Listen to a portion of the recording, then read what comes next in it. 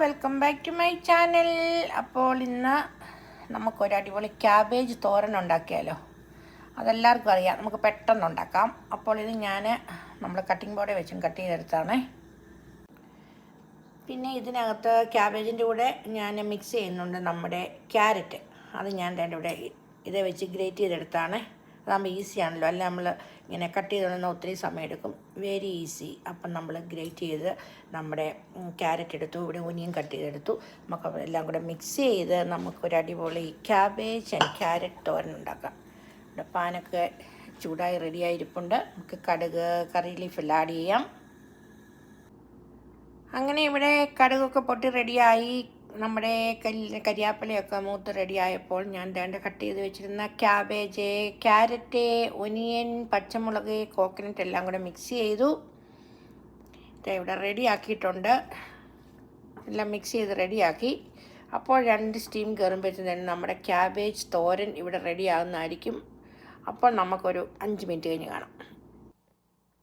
അപ്പോൾ നമ്മുടെ ഫിഷീസൊക്കെ ഇവിടെ ഓടിക്കളിച്ചുകൊണ്ടിരിക്കുന്നു.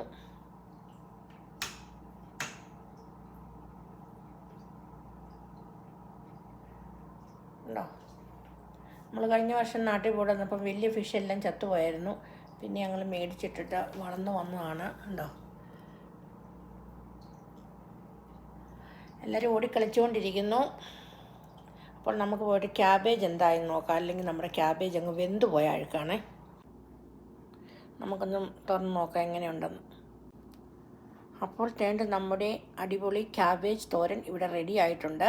കറക്റ്റ് കുക്കായിട്ടുണ്ട്. നമുക്കറിയാമല്ലോ, ഓവർ കുക്കായി കഴിഞ്ഞാൽ അങ്ങ് ഒരു സുഖമില്ല ക്യാബേജ് തോരൻ. വേണമെങ്കിൽ നമുക്ക് ഇതിനകത്ത് മഞ്ഞൾ പൊടിയും ആഡ് ചെയ്യാം, പക്ഷേ ഞാനിപ്പോൾ ചേർക്കുന്നില്ല. കാരണം ഈ ക്യാബേജ് അല്ല, നമ്മുടെ ക്യാരറ്റിൻ്റെ കളറൊക്കെ വന്നപ്പോൾ ആവശ്യത്തിന് കളറായി. എനിക്കിങ്ങനെ വെളുത്തിരിക്കുന്ന ഇഷ്ടമില്ല. ചിലപ്പം ക്യാബേജ് തന്നെ നമ്മൾ കുക്ക് ചെയ്യുമ്പോൾ ഇങ്ങനെ വെളുത്തിരിക്കും. അപ്പം ഞാൻ ഇച്ചിരി മഞ്ഞൾ പൊടി ചേർക്കാറുണ്ട്. പക്ഷേ ഇപ്പോൾ ക്യാരറ്റ് മിക്സ് ചെയ്തുകൊണ്ട് കളറൊക്കെ ഓക്കെയാണ്. അങ്ങനെ നമ്മുടെ അടിപൊളി ക്യാബേജ് തോരൻ ഇവിടെ റെഡി ആയിട്ടുണ്ട്.